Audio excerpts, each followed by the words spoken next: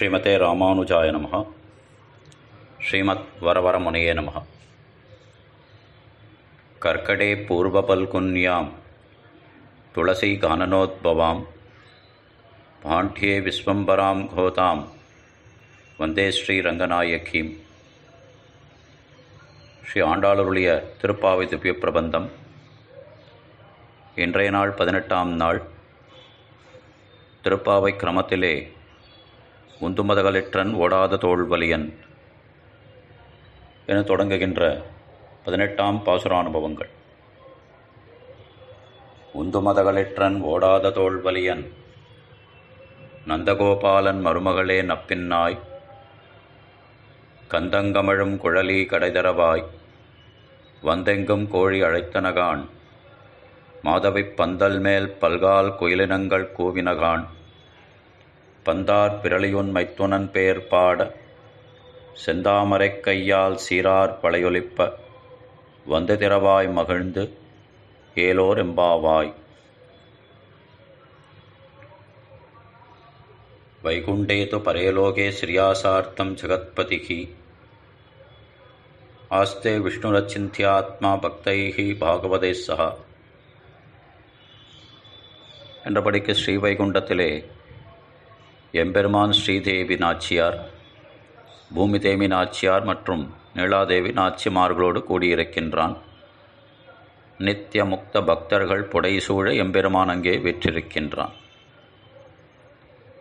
அப்படிப்பட்ட எம்பெருமான் பற்பல அவதாரங்கள் எடுக்கின்றான். எதற்காக என்னில் சாதுக்களை ரட்சிப்பதற்காகவும் அவர்களை ரட்சிக்கும் வண்ணம் துஷ்டர்களை அழித்து அதனாலே தர்மத்தை நிலைநாட்டுவதற்காக. பரித்ராணாய சாதூனாம் விநாச்சாரிய ச துஷ்கிருதாம் தர்ம சம்ஸ்தாபனார்த்தாய சம்பவாமி யுகே யுகே என்ன கண்ணபிரானே திருவாக்கு மலர்ந்தருளுகின்றான் தன்னுடைய அவதார நோக்கத்தை. அப்படிப்பட்ட எம்பெருமான் ஸ்ரீவைகுண்டத்திலிருந்து புறப்பட்டு எடுத்த அவதாரங்களிலே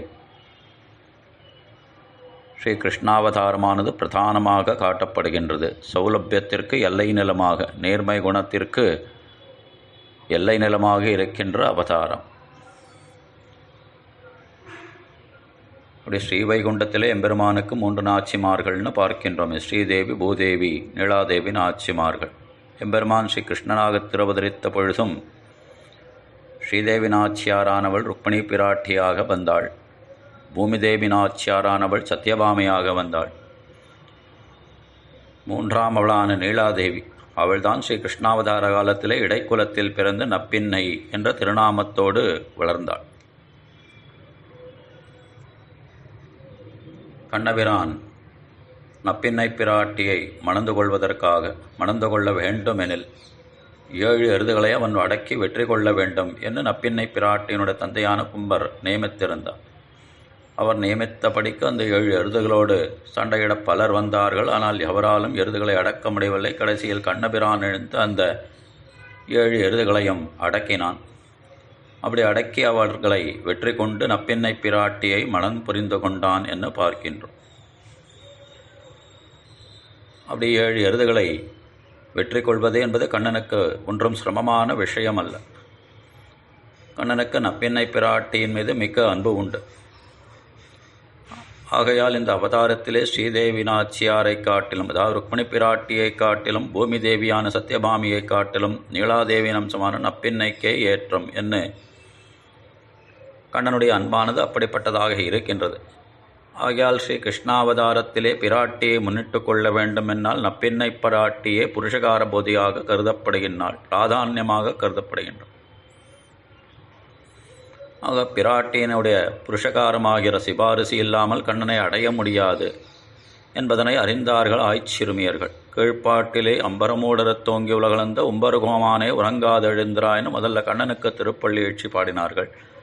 ஆனால் கண்ணன் எழுந்திருக்காதால் தங்கள் தவற்றை உணர்ந்து நம்பி மூத்த பிரானான பலராமனுக்கு திருப்பள்ளி எழுச்சி பாடினார்கள். பிற்பாடும் கண்ணன் எழுந்திருக்கவில்லை. மேலும் தங்கள் தவற்றை உணர்ந்தார்கள். இந்த பாசுரத்திலே புருஷகார போதையான நப்பின்னை பிராட்டி என்னோ நாம் முதலில் எழுப்பி இருக்க வேண்டும் என்று அவர்களுக்கு இந்த பாசுரத்தாலே திருப்பள்ளி எழுச்சி பாடுகின்றார்கள் ஆய்ச்சிறுமியர்கள். அப்படி திருப்பள்ளி எழுச்சி பாடுகளே பிராட்டி, அதாவது நப்பின்னை பிராட்டியினுடைய வைபவங்களை எல்லாம் உரைக்கின்றார்கள். அப்படி உரைத்து அவளுக்கு திருப்பள்ளி எழுச்சி பாடுகின்ற தனிப்பாசுரமாக இருக்கின்றது இது. ஏன்னா அடுத்த 2 பாசுரங்களில் நப்பின்னை பிராட்டியும் கண்ணபிரானையும் சேர்த்தே துயில் எழுப்புவார்கள். குத்துவிளக்கு பாசுரம், 33 பாசுரம். இந்த 2 பாசுரங்களாலும் நப்பின்னை பிராட்டிக்கும் கண்ணபிரானுக்கும் மாறி மாறி திருப்பள்ளி எழுச்சி பாடுவார்கள். ஆனால் நப்பின்னை பிராட்டிக்குன்னு இருக்கின்ற ஒரே ஒரு திருப்பள்ளி எழுச்சி பாசுரம்னா இந்த பாசுரம் முழுவதுமாக ஆண்டாளாலே ஆச்சிறுமியர்களாலே உரைக்கப்படுகின்றது. உந்துமதகளிற்றன் ஓடாத தோல்வலியன் நந்தகோபாலன் மருமகளே நப்பின்னாய். அப்படி கண்ணபிரானும் நப்பின்னை பிராட்டியுமாக உள்ளே சயனித்து கொண்டிருக்கின்றார்கள். அப்படி நப்பின்னை பிராட்டியவர்கள் திருப்பள்ளி எழுச்சி பாட வருகின்றே அவருடைய மாமனாரான ஸ்ரீ நந்தகோபருடைய வைபவத்தை சொல்லி அவளுக்கு திருப்பள்ளி எழுச்சி பாடுகின்றார்கள். நந்தகோபருடைய பெருமை என்னன்னு கீழ்ப்பாசுரத்தில் பார்த்தோம். அம்பரமே தண்ணீரே சோரே அரஞ்செய்யும் எம்பெருமான் நந்தகோபாலா எழுந்திராயின்னு அப்படி வள்ளல் தன்மை மிக்கவராக இருக்கின்ற ஸ்ரீ நந்தகோபர் தங்களுக்கு சுவாமியாக கொண்டு எம்பெருமானே நந்தகோபாலா எழுந்திராயின்னு அவருக்கு திருப்பள்ளி எழுச்சி பாடினார்கள். அப்படிப்பட்ட நந்தகோபருடைய பெருமையை மேலும் இப்பாசுரத்தின் முதலடியில் நப்பின்னை பிராட்டிக்குன்னு ஒரு அடையாளம்னா நந்தகோபர் மருமகள் என்பதாலே அப்படிப்பட்ட வைபவத்தை சொல்லி நந்தகோபாலன் மருமகளே நப்பின்னாயின்னு தெரிவிக்கின்றார்களாம். முதல்ல நந்தகோபருடைய வைபவமானது எப்படிப்பட்டதாக இருக்கின்றது, அவருடைய பலம் திரள். உந்து மதகளிற்றன் ஓடாத தோல்வலியன் அப்படி மதநீர் சொரிகின்ற பெரிய யானைகள், அப்படி மதம் பிடித்து வருகின்ற யானைகள் பல வந்தாலும் அவற்றை தன்னுடைய பராக்கிரமத்தாலே தன்னுடைய தோல் வலிமையினாலே உந்துபவர், அதாவது தள்ளுபவராம். பகைவர்களுக்கெல்லாம் புறம் காட்டி ஓடாதபடிக்கு நேருக்கு நேர் இருந்து சண்டையிட்டு அவர்களை வெல்கின்ற தோல் வலிமை கொண்ட நந்தகோபர். குற்றமொன்னில்லாத கோவலர்த்தம் பொற்கொடியேன்னு பார்க்கின்றோம். செற்றார் திரளழிய சென்னு சிறு செய்யும் குற்றமொன்னில்லாத கோவலர்த்தம் பொற்கொடியேனா அப்படி இடையர்களுக்கு அப்படிப்பட்ட வைபவம் இருக்கின்றது என்னால், உத்தம வீரமானது இருக்கின்றது என்னால், அவர்களுக்கெல்லாம் தலைவராக இருக்கின்ற ஸ்ரீ நந்தகோபருடைய பலம் திரள். எவ்வளவு யானைகள் மதம் பெருக்கெடுத்து ஓடி வந்தாலும் அவற்றையெல்லாம் தன்னுடைய தோல் வலிமையாலே உந்துபவர், தள்ளுமவர் என்று அவருடைய பராக்கிரமமானது பேசப்படுகின்றது. அப்படிப்பட்டவருக்கு மருமகளே நப்பின்னாய் என்று அவளுக்கு திருப்பள்ளி எழுச்சி பாடுகின்றார்கள். சூட்டு நன்மாலைகள் தூயன ஏந்தி விண்ணோட்கள் நன்னீராட்டி அந்தூபம் தரா நிற்கவே அங்கு ஓர் மாயினால் ஈட்டியவண்ணை தொடுவுண்ணப் போந்தமிலேற்று வன்கோன் கோட்டிடை ஆடின கோத்து அடல் ஆயிரத்தம் கொம்மெனுக்கே என்று திருவிருத்தத்திலே ஆழ்வார்த்தம். இந்த கண்ணபிரானுடைய திருவதாரமானது எதற்காக ஏற்பட்டது என்பதை அருளை செய்கின்றார் பின்னடிகளாலே. சூட்டு நன்மாலைகள் தூயன ஏந்தி விண்ணோர்கள் நன்னீராட்டி அந்தூபம் தரா நிற்கவே என்று அயர்வரும் அமரர்கள் அதிபதியாக இருக்கின்ற எம்பெருமான் ஸ்ரீவைகுண்டத்திலே பரத்துவம் விளங்க நிற்கின்றான், மேன்மை பொருந்தி நிற்கின்றான்.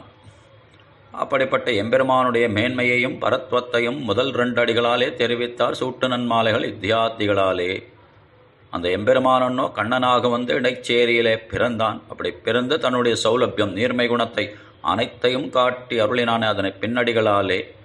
ஓர் மாயினால் ஈட்டியவண்ணை தொடுவுண்ண பொந்துமிலேற்று வன்கோன் கோட்டிடை ஆடின கூத்து அடல் ஆயர் தம் கொம்பினுக்கே என்று அருளை செய்கின்றார். அப்படி பரமபதத்திலே நித்தியசூரிகள் திருவாராதனம் சமர்ப்பிக்க இருக்கின்ற சமயத்திலே சனானாசனமும் அலங்காராசனமும் சமர்ப்பித்து, அதாவது திருமஞ்சனம் சமர்ப்பித்து திருமாலை சார்த்தி தூபம் சமர்க்கின்ற சமயத்திலே அங்கே புகை கிளம்பியது. அந்த புகை கிளம்பிய சமயத்திலே எம்பெருமானுடைய முகம் மறையுமே. அந்த சமயத்திலே அந்த அவசரத்திலே எம்பெருமான் தானும் கண்ணனாக திருவதரிக்க வேண்டும், இடைச்சேரிக்கு புழுக வேண்டும். அந்த இடைச்சேரியிலே ஆட்சிமார்கள் கடைந்துள்ள வெண்ணையெல்லாம் திருடி உண்ண வேண்டும். ஓர் மாயினால் ஈட்டிய வெண்ணெய் தொடுவுண்ண போந்துமிலேற்று இதற்கு மேற்பட்டு நப்பின்னை பிராட்டியை மணந்து கொள்ள வேண்டுமே. அப்படி அவளை மறந்து கொள்வதற்காக 7 இருதகளை அடக்கி வெற்றி கொள்ள வேண்டுமே. அப்படிப்பட்ட வைபவங்களையெல்லாம் புரிவதற்காக அந்த புகை மண்டலத்தின் நடுவே நித்தியசூரிகள் கண்ணிலே மண்ணை தூவிட்டு எம்பெருமான் தானும் கீழே வந்து இடைச்சேரியிலே ஸ்ரீ கிருஷ்ணனாக திருவதரித்தான். அப்படி திருவதரித்து ஆய்ச்சிறுமியர்களும் தன்னை கட்டவும்படியாக பசுக்களும் தன்னை அப்படி அண்டி நிற்கும்படியாக கன்றுமேய்த்தி இனி துகந்த காளா என்றபடிக்கு திவத்திலும் பசுநரை மேய்ப்புவத்தி என்றபடிக்கு எம்பெருமான் இந்த அவதார நோக்கத்தை முடித்து கொண்டு ஸ்ரீவைகுண்டத்துக்கு எழுந்தருளிய போதும் அங்கும் பசுக்களை மெய்ப்பதாகவே கருதி கொண்டு தியோ டியோ என்று அருளி செய்தான். அப்படிப்பட்ட உயர்ந்த வைபவத்தை உடைய ஸ்ரீ கிருஷ்ணாவதாரம், அந்த கிருஷ்ணாவதாரத்திலே அவன் காட்டின சௌலபியம், வெண்ணை திருடி உண்ட வைபவம், அப்பின்னை பிராட்டியை மணந்து கொள்வதற்காக 7 எருதுகளை அடக்கி வெற்றி கொண்ட வைபவம், இவற்றையெல்லாம் பின்னடிகளாலே ஓர் மாயினாலேட்டேவண்ணை தொடுவுண்ண போந்தமிலேற்று வன்கோன் கோட்டிடை ஆடின கூத்து அடல் ஆயிரத்தம் கொம்மெனுக்கே என்று அருளி செய்கின்றாரே.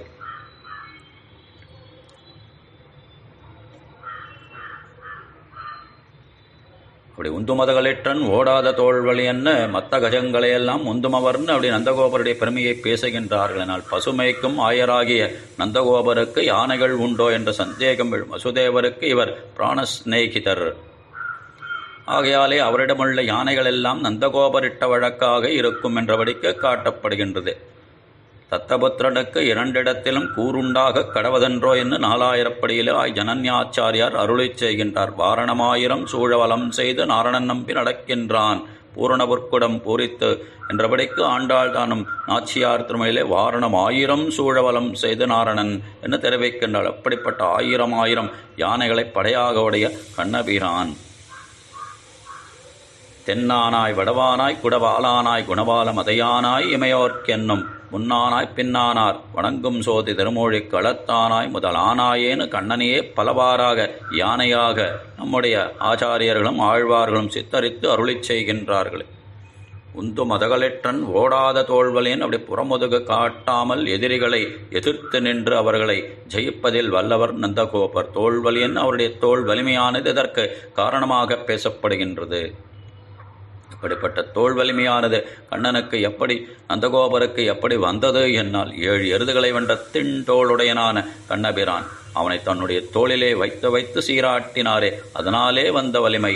உந்துமதகளிற்றன் ஓடாத தோல்வலியன். அப்படி கம்சனானவன் நந்தகோபாலரின் தோல் வலிமைக்கு பயந்தே நேரில் வராமல் கண்ணனை அழிப்பதற்காக அசுரர்களையெல்லாம் ஒவ்வொருவராக அனுப்பி வைத்தான்.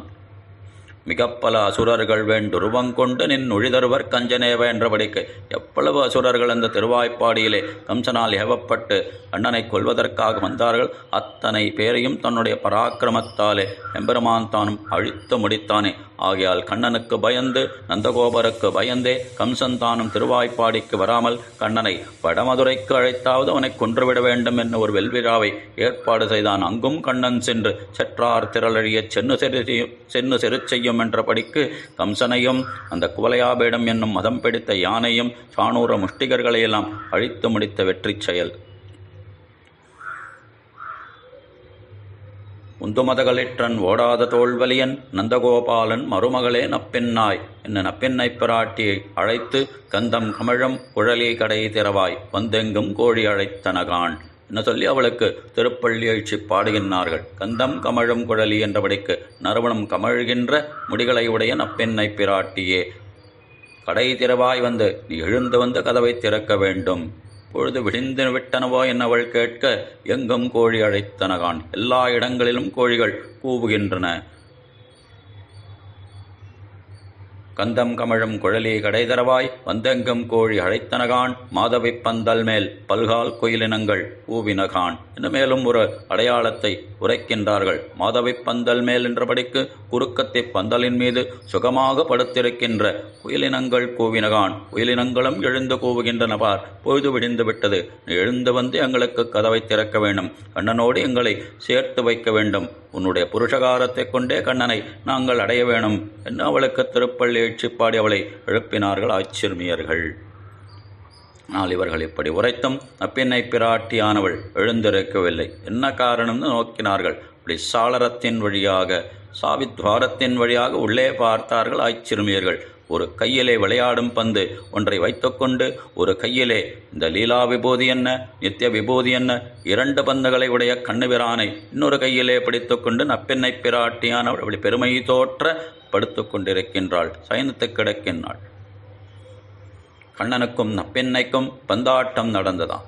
அதிலே கண்ணன் தோற்று போனான். அப்படித்தான் கண்ணனை பந்தாட்டத்திலே வென்றாளே, அதற்கு அடையாளமாக அந்த வெற்றி கொண்ட பந்தை தன்னுடைய கையிலே வைத்து கொண்டிருக்கின்றாள். தனக்கு தோற்றவன் என்பதால் கண்ணனை இன்னொரு கையிலே வைத்துக் கொண்டிருக்கின்றாள். இதனை அறிந்த ஆய்ச்சிறுமியர்கள், பந்தார் விரலி, உன்னிடம் கண்ணன் தோற்று போனதை உன்னோடு சேர்த்து பாட உன் கைகளில் உள்ள வளைகள் ஓசை கேட்கும்படி எங்களுக்காக எழுத வந்து உன் செந்தாமரை கையால் கதவை திறக்க வேணும். செந்தாமரை கையால் சீரார் வளையொலிப்ப வந்து திறவாய் மகிழ்ந்து என்ன விண்ணப்பித்தார்கள். செந்தாமரை கையால் என்றபடிக்கு பந்து பிடித்து பிடித்து சிவந்தகை, சீரார் வளையொலிப்ப என்றபடிக்கு மேகமானது முழங்கி வர்ஷிப்பது போல ஆழிபோல் மின்னி வலம்பொறி போல் நின்னதிர்ந்து என்ன தெரிவித்தார்களே. மேகம் முழங்கி இடியிடித்து வர்ஷிப்பது போல உன் செந்தாமரை கையிலே இருக்கின்ற வளையல்களெல்லாம் கணகணவென்று அந்த ஒலி எழுப்புமே. அந்த ஒலியோடு அந்த துவனியோடு வந்து எங்களுக்கு கதவை திறக்க வேண்டும். செந்தாமரை கையால் சீரார் வளையொலிப்பன்னு அந்த கை வளைகளின் ஒலிகள் கூட இவர்களுக்கு உத்தேசியமாயிற்று, விரும்பத்தக்க வைபவமாக இருக்கின்றது. சீரார் வளை என்ன, வளைக்கு எது சீர்மை என்னால் கையிலே இருந்தும் கழலாமல் இருப்பது. என்னுடைய கழல் வளையை தாமும் கழல் வளையே ஆக்கினரே என நாச்சியார் திருமொழியிலே என் அரங்கத்தின் என் அமுதர் குழலழகர் வாயழகர் கண்ணழகர் ஒப்போழிலழக மலப்பேரழகர் எம்மானார் என்னுடைய கழல் வளையை தானும் கழல் வளையை ஆக்கினரே. அப்படி எம்பெருமானை பிரிந்த ஆற்றாமை, திருவரங்கநாதனை பிரிந்த ஆற்றாமையாலே இவள் உடலானது அப்படி மெலிந்திருந்ததாம். ஆகையால் கையில் இருந்த வளைகள் எல்லாம் கழலும்படி ஆயிற்றாம். அந்த வளைகள் கழன்றதற்கு அரங்கனே காரணம். தனக்கு முகம் காட்டாமல் இருக்கின்றாரே, தன்னோடு சேர்த்து கொள்ளாமல் இருக்கின்றாரே, இந்த ஆற்றாமையாலே இவள் திருமேனி இழைத்து கிடக்க வளைகள் கைகளை விட்டு கழன்றதாம். என்னுடைய கழல் வளையை தாமும் கழல் வளையே ஆக்கினரே. ஆனால் நப்பெண்ணை பிராட்டிக்கு அந்த வருத்தம் இல்லையாம். அந்த கை வளைகளானவை எப்பொழுதும் கழலாமல் இருக்கின்றது. காரணம், கண்ணபிரானோடு எப்பொழுதும் கூடியிருக்கின்ற வைபவத்தை உடையவளாக இருக்கின்றாள். சீரார் வளையொலிப்ப உன்னுடைய வளையோசையின் ஒலியைக் கேட்டு கிருஷ்ணனும் எழுந்து நாங்களும் கேட்டு வாழும்படி ஆக வேணும். கிருஷ்ணனோடு நாங்கள் சேர்வதற்கு விரோதமாக அப்படி இருந்து விடாதே. இருந்த இடத்திலிருந்தே வந்து எங்களை உள்ளே வரச் செய்யாதே. நீ வந்து எங்களுக்கு கதவை திறக்க வேண்டும். கொடித்தோன்னும் தோரணவாசல் காப்பானேன்னு அவரை அழைக்க அவர்தானும் முகம் மலர்ந்து இவர்களை உள்ளே அனுமத்து நீங்களே கதவை திறந்து கொண்டு செல்லுங்கோள் என்று சொல்ல, அந்த நேசநிலை கதவம் கண்ணனிடத்திலே மிக்க பரிவுடைய கதவை நீரே திறக்க வேண்டுமென்று பிரார்த்தித்தார்களே. இங்கும் நப்பின்னை பிராட்டி அவர்கள், ஆய்ச்சிறுமியர்களே நீங்கள் உள்ளே வரலாம் என்று சொல்லிய பொழுது, செந்தாமரை கையால் சீரார் வளையொலிப்ப வந்து திறவாய் மகிழ்ந்துன்னு நீ உகந்து வந்து எங்களுக்கு கதவை திறக்க வேணும்.